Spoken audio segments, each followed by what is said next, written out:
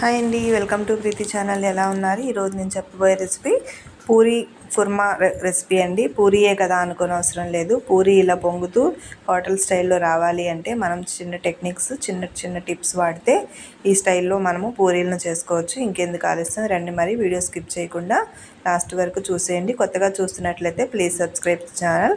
ముందుగా ఒక కప్పున్నర గోధుమ పిండి తీసుకోవాలండి. ఆశీర్వాద్ గోధుమ పిండి తీసుకున్నాను నేను. శుభ్రంగా జల్లించుకోవాలి. ఇందులో రుచికి సరిపడా సాల్టు, ఒక స్పూన్ షుగర్ యాడ్ చేసుకోవాలండి.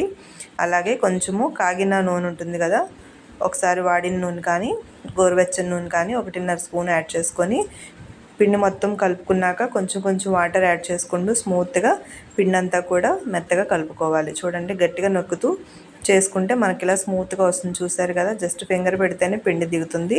ఈ స్టైల్లో కలుపుకున్న తర్వాత మళ్ళీ 1.5 స్పూన్ ఆయిల్ యాడ్ చేసుకొని పిండి మిశ్రమం అంతా కూడా మరొకసారి బాగా కలుపుకోవాలి. ఇప్పుడు పిండి అంతా కూడా లోపలికి ఇన్వాల్వ్ అయ్యి బాగా స్మూత్గా వస్తుంది.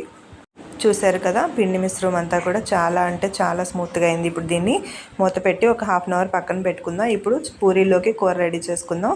ముందుగా స్టవ్ మీద కడాయి ఆన్ చేసుకొని తాలింపు మిశ్రమాలు వేసుకోవాలి. కరివేపాకు, ఆవాలు, జీలకర్ర, ఎండుమిర్చి. ఇప్పుడు తాలింపు వేగుతుందనగా సన్నగా కట్ చేసుకున్న పచ్చిమిర్చి ఒక 3, కారం బాగా ఉందండి ఇవి. తర్వాత ఒక 2 మీడియం సైజు ఉల్లిపాయలను సన్నగా కట్ చేసుకోవాలి. మీరు తీసుకునే చపాతీ మిశ్రమాన్ని బట్టి కర్రీకి ఉల్లిపాయ అవి అడ్జస్ట్ చేసుకోండి.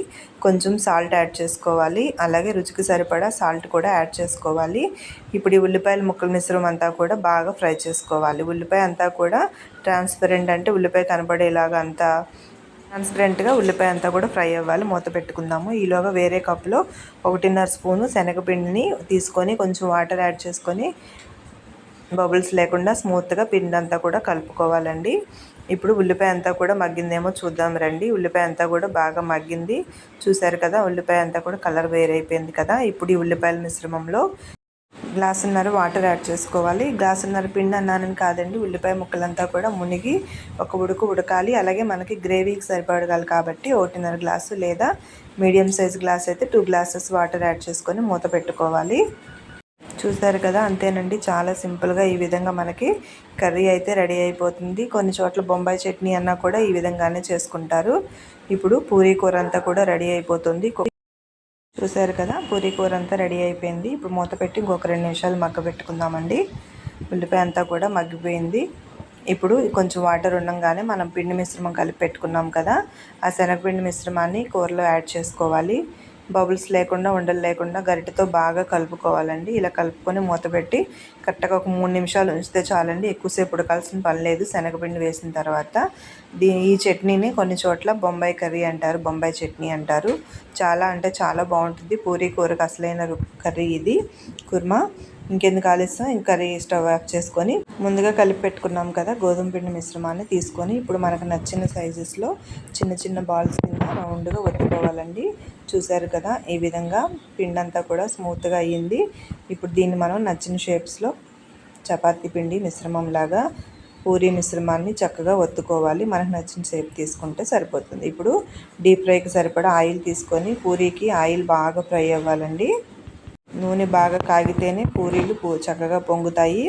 చూడండి, ఇలా పూరీ వేసిన తర్వాత నూనె గరిటెతో మనము జస్ట్ దాన్ని ఫ్లఫింగ్ చేసుకుంటూ కాస్త ఆయిల్ని అప్లై చేస్తూ ఇలా టర్న్ చేసుకోవాలి. చూడండి ఎంత బాగా పొంగిందో. ఈ విధంగా పూరీ పొంగుతుంది. చూసారు కదా, ఇది వేసిన వెంటనే చాలా స్పీడ్గా పొంగుతుంది. అంటే ఆయిల్ బాగా ఫ్రై అవ్వాలి.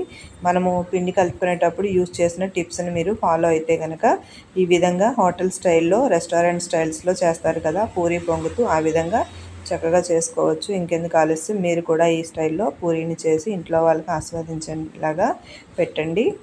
ఈ రెసిపీ మీకు ఎలా నచ్చిందో నాకు కామెంట్ చేయండి. బ్యాచిలర్స్కి, వంట రాని వాళ్ళు కూడా చాలా సింపుల్గా చేసుకోవచ్చు కదా. ఇలా ఎన్ని పూరీలైనా చిటికలో చేసేసుకోవచ్చు. ఇంకెందుకు ఆలస్యం, ఈ రెసిపీ మీకు ఎలా నచ్చిందో నాకు కామెంట్ చేయండి. మీ ఫ్రెండ్స్కి రిలేటివ్స్కి కూడా షేర్ చేయండి. కొత్తగా చూస్తున్న వాళ్ళైతే ప్లీజ్ సబ్స్క్రైబ్ మై ఛానల్ అండి. నేను పెట్టే వీడియోస్ అన్నీ కూడా మీకు సబ్స్క్రిప్షన్స్ దగ్గర అలర్ట్ తెలుస్తుందండి. చిన్న రెడ్ కలర్ డాట్ వస్తుంది, అది ఓపెన్ చేస్తే నేను పెట్టిన వీడియోస్ అన్నీ ఈరోజు ఏం పెట్టాను, ఏం పోస్ట్ చేశాను అన్నది మీకు అలర్ట్లో వస్తుంది. మీకు కొంచెం యూస్ఫుల్ అవుతుందని నేను అనుకుంటున్నాను.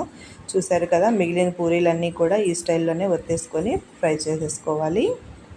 ఆయిల్ కూడా ఎక్కువగా పీల్చవండి పూరీలు. ఈ విధంగా నేను చెప్పిన టిప్స్తో ఫాలో అయ్యి పూరీలను చేసుకుంటే ఆయిల్ స్లో అయితే కొంచెం ఇలా ఆయిల్ అప్లై చేసుకున్నా కూడా పూరి అంతా కూడా పొంగుతుందండి. చూసారు కదా, ఫ్లఫీగా పూరి అయితే రెడీ అయిపోయింది. రెసిపీ మీకు ఎలా నచ్చిందో నాకు కామెంట్ చేయండి. థ్యాంక్ యూ ఫర్ వాచింగ్ అండి. ఇప్పుడు వెంటనే ఇంకా మనము పూరీని సర్వ్ చేసుకుందాము. చూసారు కదా, హోటల్ స్టైల్లో నేను చేసిన ఈ పూరి మీకు ఎలా అనిపించిందో కామెంట్ చేయండి. లైక్ చేయడం మర్చిపోవద్దండి. కొత్తగా చూస్తున్న వాళ్ళైతే please subscribe my channel. Thank you.